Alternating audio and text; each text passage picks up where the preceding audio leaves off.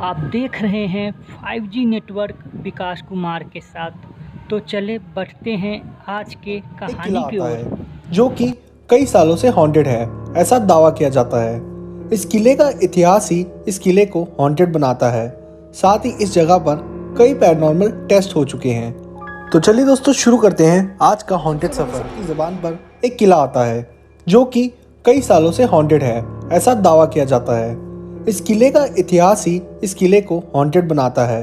साथ ही इस जगह पर कई पैरानॉर्मल टेस्ट हो चुके हैं।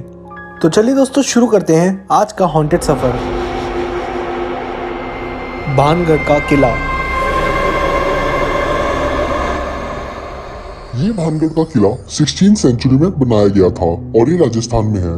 राजस्थान में रहने वाले लोग इसके इतिहास से वाकिफ हैं, इसलिए वो रात में तो क्या यहाँ दिन में भी जाना पसंद है। गांव के लोग में शाम की इच्छा बेचने के बाद में कोई भी नहीं जाता है, यहाँ नो एंट्री है। ये किला भगवत दास ने अपने बड़े भाई माधव सिंह के लिए बनवाया था। ये किला सरिस्का रिजर्व के बॉर्डर पर स्थित है जो कि राजस्थान में पड़ता है। लेकिन जो लोग पैरानॉर्मल एक्टिविटीज में बिलीव रखते हैं वो यहाँ गए भी और यहाँ से सही सलामत निकले भी, लेकिन अपने साथ कुछ ऐसे सबूत लेकर इस वीडियो में बताएंगे। पहले आइए जानते हैं क्या इतिहास है भानगढ़ का। तो यहाँ की कहानी यूं है कि बहुत साल पहले ये भानगढ़ एक बहुत सुंदर किला था और यहाँ आसपास काफी रौनक थी क्योंकि आसपास गांव थे। और यहाँ इस किले में एक बहुत सुंदर रानी रहती थी जिनका नाम रत्नावती था। ये रत्नावती उस समय की आसपास के राज्यों की सबसे सुंदर स्त्री थी और इस रानी पर नजर पड़ गई एक तांत्रिक की जो कि रानी को किसी भी हाल में पाना चाहता था। उसे पता था अगर वो रानी से सीधा इजहार करेगा तो उसे मार दिया जाएगा, इसलिए उसने काले जादू को अपनाने का रास्ता चुना। रानी रत्नावती को अपनी सहेलियों के साथ बाजार जाना बहुत पसंद था। एक दिन एक इत्तर में काला जादू करके उस इत्तर को रानी तक पहुंचाने का उस तांत्रिक ने सोचा, इसलिए मौका देखकर वो तांत्रिक बाजार में इत्तर बेचने निकला और किसी तरह रानी को वो इत्तर बेचने में सफल हुआ।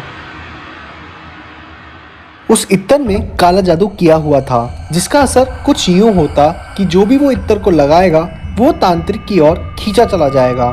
इत्तर लेकर रानी अपने महल पहुंची और उस इत्तर को इस्तेमाल करने ही वाली थी कि इत्तर के काले राज रानी तक पहुंच गए और उस इत्तर की बोतल को उस रानी ने पहाड़ पे गिरवा दिया, जिसके कारण एक बड़े पहाड़ का टुकड़ा उस तांत्रिक की ओर खींचा चला गया और तांत्रिक उस पहाड़ के नीचे आकर मर गया। पर कहते हैं कि उस ज़माने में अगर कोई किसी को श्राप देता था तो श्राप का बहुत बड़ा असर होता था। मरने से पहले उस बाबा ने श्राप दिया कि भानगढ़ कभी खुश नहीं रह पाएगा और जो भी इस किले में या इस किले के आसपास बसने आएगा वो कभी यहाँ रह नहीं पाएगा। उन बातों का असर कुछ यूं हुआ कि भानगढ़ पर कुछ दिन बाद हमला हो गया और वहाँ कई लोग मारे गए। उसके बाद यहाँ कोई बस नहीं पाया। एक और कहानी है जो बड़ी ही फेमस है और वो ये है कि यहाँ पर एक चुड़ैल थी जो रत्नावती की सुंदरता से बड़ी ही नफरत करती थी और वो रत्नावती को मारना चाहती थी, इसलिए उसने काला जादू किया रत्नावती पर और वो जादू उस चुड़ैल पर ही भारी पड़ गया। उस दिन के बाद से यहाँ आसपास उस चुड़ैल का साया है और उस चुड़ैल ने यहाँ रहने वालों का जीना मुश्किल कर दिया। एक और कहानी जो बहुत फेमस है जिसे आसपास के लोग बहुत मानते हैं वो ये है कि भानगढ़ बनने के बाद यहाँ एक बाबा रहने आया जिसने एक श्राप दिया कि अगर किसी ने उसके घर से बड़ा घर बनाया या किसी के घर की छाया उस बाबा के घर पर पड़ी तो उस दिन से भानगढ़ का विनाश शुरू हो जाएगा। ये सारी बातें कितनी हद तक सच है ये तो आज हम भानगढ़ की हालत देखकर बता ही सकते हैं, लेकिन क्या हालत हुई होगी भानगढ़ के पास रहने वाली जनता की, इस बात की सच्चाई तो हमें नहीं पता कि आखिर क्या हुआ भानगढ़ के साथ जिसकी वजह से ये पूरा उजड़ गया और इस कदर उजड़ा कि दोबारा कभी बस ही नहीं पाया। यहाँ भानगढ़ में कुछ पैरानॉर्मल है, इन बातों को यूं ही नहीं कह सकते जब तक यहाँ पर पैरानॉर्मल टेस्ट ना हो, इसलिए यहाँ बहुत पैरानॉर्मल टेस्ट हुए जिसमें कई इन्वेस्टिगेटर्स यहाँ रात को रुके और सच जानने के लिए हॉन्टेड फैक्ट्स उन्होंने अपने इक्विपमेंट्स के थ्रू इकट्ठे किए। यहाँ कई न्यूज़ चैनल ने न्यूज़ कवर की और किसी न किसी पैरानॉर्मल इन्वेस्टिगेटर के थ्रू यहाँ रुके। आज तक की टीम यहाँ 2 बार आ चुकी है और इस किले में रात को रुककर उन्होंने बहुत सबूत इकट्ठे किए हैं। आइए जानते हैं क्या किस्से कहानियां हैं जो किले को हॉन्टेड बनाते हैं।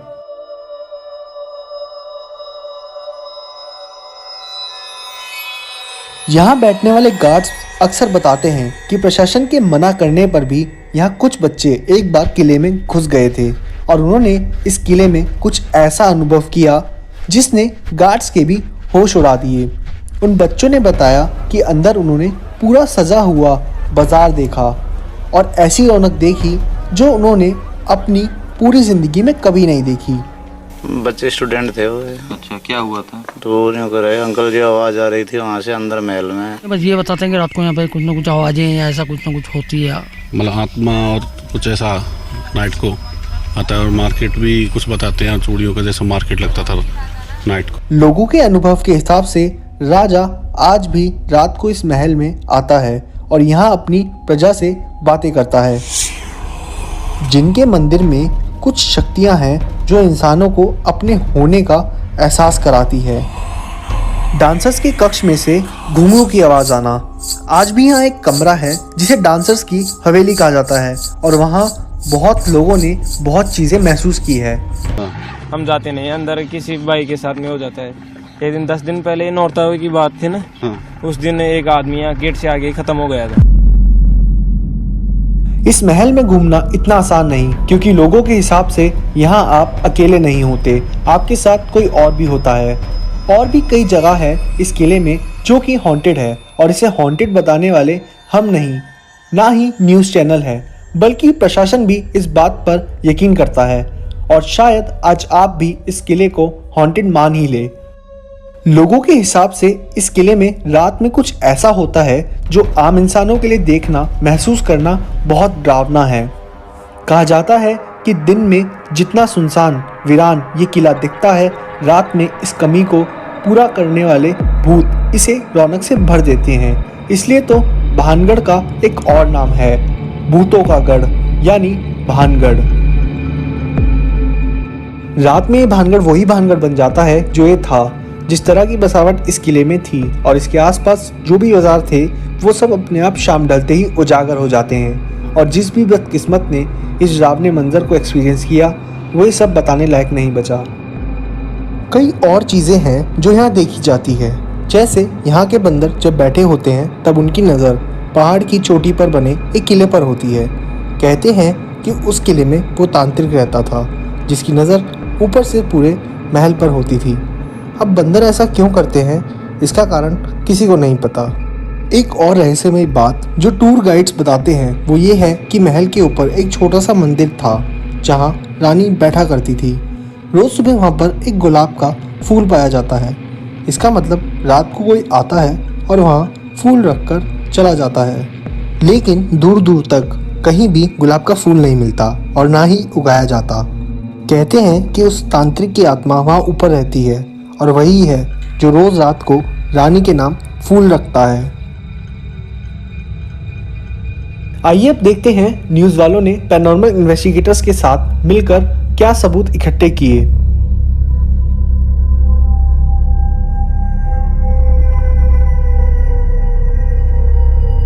सबसे पहले न्यूज़ की टीम और पैरानॉर्मल इन्वेस्टिगेटर पहुंचे जिनके मंदिर।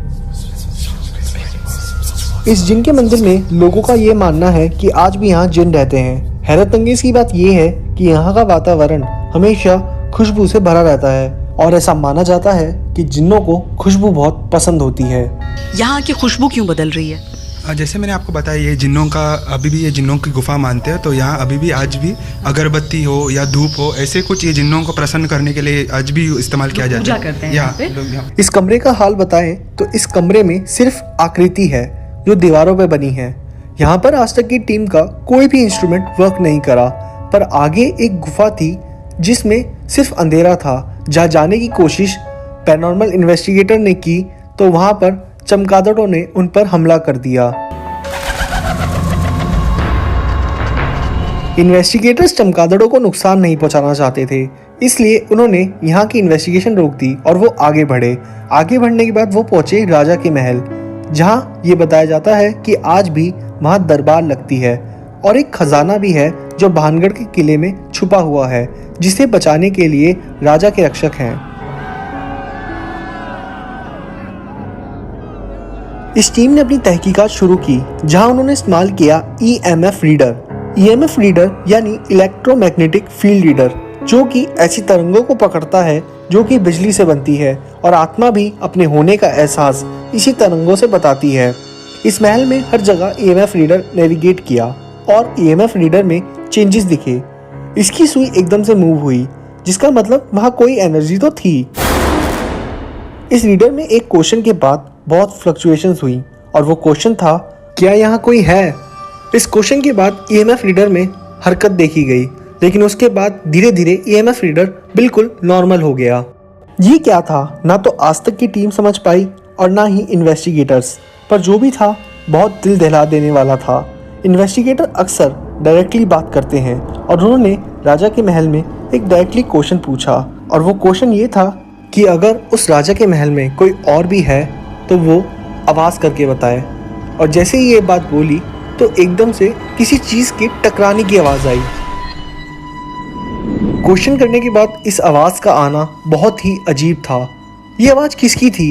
ये सवाल इन्वेस्टिगेटर्स को परेशान कर रहा था। यहाँ महल में कई जगह EMF रीडर कामयाब हुआ, इसलिए इस EMF रीडर को आगे भी इस्तेमाल किया गया और एक और कमरे में EMF रीडर को लगा दिया गया। वहाँ गौरव ने क्वेश्चन किया कि अगर इस महल में कोई और है तो वो इस EMF रीडर के पास आकर बताए। और जैसे ही ऐसा एक क्वेश्चन बोला गया, उसके बाद ही EMF रीडर में फ्लक्चुएशन हुई, जैसे कि कोई नेगेटिव एनर्जी उस EMF रीडर के पास आई हो। ये फ्लक्चुएशंस EMF रीडर में होना बहुत ही अजीब था और ये सब तो पैरानॉर्मल एक्टिविटीज़ को इशारा कर रहा था। अब एक बात जो डांसर्स की हवेली में सुनाई देती है वो थी घुंघरू की आवाज़ें, और इस कमरे में सच में वो आवाज़ें आज तक की टीम ने नोटिस की। भानगढ़ के किले में एक कॉरिडोर है जिसे बहुत भूतिया माना जाता है, और वहाँ पर एक फिगर कैमरे में रिकॉर्ड हुई थी। ऐसी एक पिक्चर इंटरनेट पर बहुत वायरल हुई थी। इस बात में कितनी सच्चाई है, इसलिए अब इन्वेस्टिगेटर्स इस कॉरिडोर में गए। यहाँ इन्वेस्टिगेटर की टीम ने इंफ्रारेड मोशन सेंसर यूज़ किया, जो किसी भी तरह के मोशन पर जल उठता है, और उसे इस कॉरिडोर में सेट कर दिया गया। और फिर कुछ मिनट बाद वो सेंसर जल उठा। ये कैसे हुआ? क्या सच में वो कॉरिडोर हॉन्टेड है? यकीन कीजिए, सबूतों को देखकर हमारे लिए भी वीडियो बनाना बहुत डरावना है।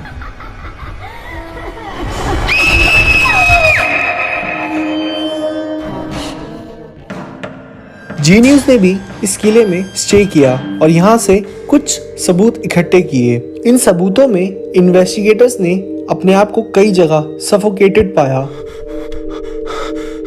ठंडा महसूस किया, जिसका कारण नेगेटिव एनर्जीज हो सकती हैं। उन्होंने कई जगह इस किले में रूम टेम्परेचर के चेंजेस देखे। अब ये सब इस किले को हॉन्टेड बनाता है, लेकिन इस बीच साइंस इसे गलत बताती है। आइए साइंटिफिक रीजन जानते हैं कि ऐसा क्यों होता है। क्यों EMF रीडर यहाँ अक्सर फ्लक्चुएट होते हैं? क्यों यहाँ पर कई बार लोग अपने आप को सफोकेटेड पाते हैं? क्यों रूम टेम्परेचर में यहाँ चेंजेस नोटिस किए जाते हैं? दरअसल साइंस ये बताता है कि पहाड़ों से पानी किले के नीचे से जाता है, जिसके कारण वहाँ अक्सर पानी की आवाज़ें सुनाई देती है और उन आवाज़ों को अक्सर भूतिया समझा जाता है। दूसरी बात, ये किला बहुत साल पुराना है और ये लाइमस्टोन से बनाया गया है, जिसके अंदर मिनरल्स में मूवमेंट होती है।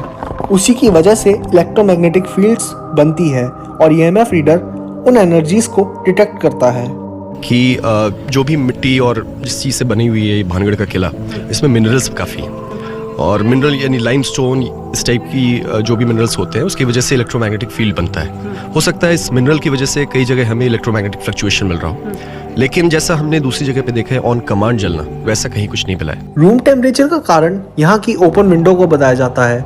इस महल में बहुत सारी ओपन विंडो है जिसके अंदर से हवा आती जाती रहती है, और शायद इसी वजह से रूम टेम्परेचर में चेंजेस देखे जाते हैं। बहुत से लोग इलेक्ट्रोमैग्नेटिक फील्ड से आने वाली रेस को सहन नहीं कर पाते, इसलिए वो लोग सफोकेटेड फील करते हैं।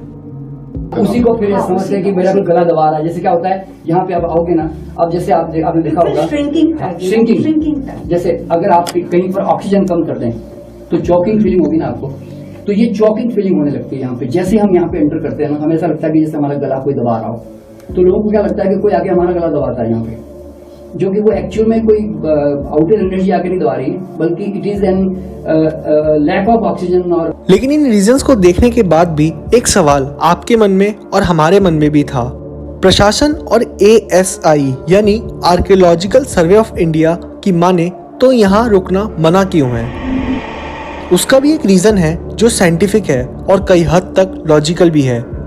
ये किला अलवर जिले में पड़ता है और ये सिरस्का बॉर्डर पर है, जिसकी वजह से कई बार आसपास के इलाकों में तेंदुआ देखा गया है। तेंदुआ, सांप और भी जंगली जानवर आसपास देखे जाते हैं। यही नहीं, कई बार किले में लोगों ने सांप देखा है, जो कि एक खतरा बन सकता है रात के अंधेरे में आने वालों के लिए। साथ ही यहाँ कोई बिजली की सप्लाई नहीं है और ना ही इतना स्ट्रॉन्ग नेटवर्क है, जिसके कारण अगर कोई यहाँ मुसीबत में फंसता है तो उसका बचना बहुत मुश्किल है। ASI के हिसाब से भानगढ़ रातों रात तबाह हो गया और उसका रीज़न इस पर हमला हुआ था, जिसकी वजह से कई लोग मारे गए थे। कई चट्टानों को इस किले की ओर छोड़ा गया था, जिसकी वजह से सब मलबे में दबकर मर गए और कई घर मलबा बन गए। पर इस बीच यहाँ आज भी खजाना मौजूद है और ये बहुत होगा, जो कि मलबे के नीचे महल की गुप्त गुफाओं में होगा। पर इन गुफाओं में जाने की, मलबे को हटाने की इतनी मेहनत कौन करेगा? क्योंकि खजाना है, इस बात का भी कोई पूरा सबूत नहीं है। कई लोगों का मानना है कि इस किले में कुछ भूतियां नहीं हैं। यहाँ की कहानी किस्से सिर्फ इसलिए हैं ताकि लोग इस महल से दूर रहें, ताकि लोग इस महल की बची चीज़ों को खराब ना करें। क्योंकि अगर उन्हें पता चलेगा यहाँ खजाना है तो वो महल को नुकसान पहुँचाएंगे, जिसकी वजह से एक मॉन्यूमेंट खराब होगा, साथ ही इसके पास रिजर्व को इफेक्ट पड़ेगा। इसलिए इन भूतिया किस्सों को इतनी हवा मिल रही है। वैसे भी अगर देखा जाए, जो तांत्रिक था वो इतना शक्तिशाली कैसे हो गया कि उसके एक श्राप पर पूरा भानगढ़ श्रापित हो गया? ऐसे कैसे हो सकता है, जबकि उसने अपने काले जादू का प्रयोग गलत हिसाब से किया और वो एक गलत इंसान ही था। देखा जाए तो नेगेटिव एनर्जीज का होना भानगढ़ में ये कोई डिवाइस कंफर्म नहीं करती और ना ही यहाँ पूरी तरह साइंटिफिक रीजन अप्लाई होते। कमाल की बात तो ये भी है कि यहाँ हमला हुआ, ऐसा कोई हिस्ट्री इंसिडेंट भी नहीं लिखा गया। शायद हम लोग आज भी भानगढ़ की हिस्ट्री से अनजान हैं। आज की इस वीडियो में बस इतना ही, पर जाते जाते आप सभी लोगों से एक सवाल, आप लोगों का क्या मानना है? क्या सच में साइंटिफिक रीजंस की वजह से यहाँ पर कोई बस नहीं पाता, या फिर आज तक हम भानगढ़ की हिस्ट्री से अनजान हैं? इस बात पर अपनी राय ज़रूर दीजिएगा।